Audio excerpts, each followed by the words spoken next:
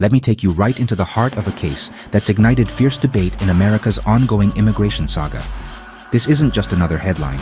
This is a story pulsing with questions of justice, human rights, and the tangled web of our legal system. Meet Kilmar Abrego Garcia. Remember that name? Because as this case unfolds, it's sparking conversations and controversy all across the country. This isn't your typical courtroom drama. Oh no, this is a story packed with political twists and social shockwaves. Picture this: a construction worker from Maryland suddenly thrust into the national spotlight. One day he's building homes, the next, he's fighting for his very freedom. So who exactly is Kilmar Abrego Garcia? What brought him here, and why is everyone talking about his case? Fast forward to June 2025.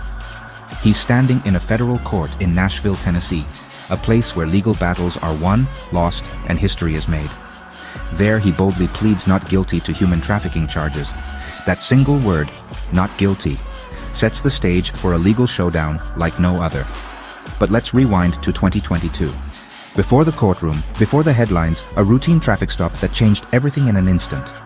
Tennessee police pull him over, and suddenly, a domino effect begins, one with consequences that reach far and wide. 9 passengers in his car. 9! That discovery set off alarm bells and launched a full-blown investigation. That moment, it triggered a chain reaction. Legal moves, political maneuvers, and a story that's still unfolding today. A story that crosses borders and puts the US legal system to the test. This case shines a spotlight on the clash between immigration law and human rights. Here's where things get really tangled.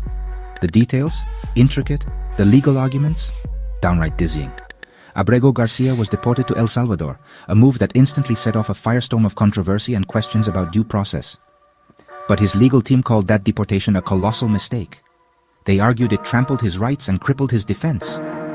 After a wave of public outrage, people demanding fairness and justice, and mounting pressure from human rights advocates who saw this as a possible breach of international law, the US government did something rare. They brought him back. That move alone shows just how extraordinary this case really is. Why? Prosecutors said he had to face criminal charges. They insisted bringing him back was the only way to hold him accountable for what he's accused of. But critics? They say it was all about justifying his removal, an attempt to make a questionable deportation look legitimate after the fact. Turning this case into a political chess match, not just a legal one. Here, the quest for justice gets tangled up with political motives. Now, prosecutors paint him as a threat to the community, a man with a shadowy, dangerous past. They hint at ties to drugs, weapons, even abuse. If true, these claims would cast Abrego Garcia in a chilling light. But here's the twist. He's not officially charged with any of those crimes. These are just allegations, unproven and outside the current case. His defense? They call the human trafficking charge outrageous, a wild distortion of what really happened. And they're adamant. He's being targeted for political reasons, not because of evidence. To them, he's just a pawn in a much bigger game. But the impact? It goes way beyond the courtroom. This case is sending shockwaves far outside legal circles.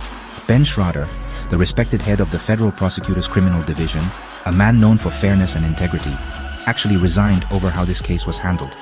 That's a dramatic move, and it speaks volumes about the turmoil behind the scenes.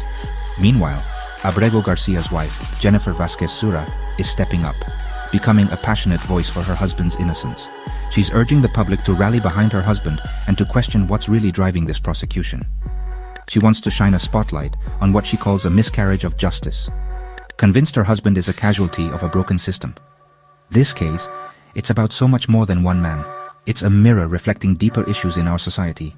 It forces us to wrestle with big questions, questions that challenge what we think we know about justice and fairness. How do we balance immigration enforcement with civil liberties? Where's the line between protecting our borders and defending individual rights? When does a legal battle become political theater? When does the search for justice get lost in the noise of politics? And what does due process look like when immigration and criminal justice collide? How do we make sure fairness isn't just a word, but a reality? No matter your politics, no matter your perspective, Kilmar Abrego Garcia's story demands our attention. It makes us confront the complexity of our legal system and the real human cost of its decisions. Because behind every headline are real people, real lives, and futures hanging in the balance.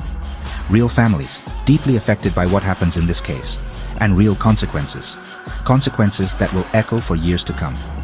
Thanks for joining me. I hope this helped shed some light on a truly complex case. Want more stories like this? Hit subscribe, join the conversation, and help us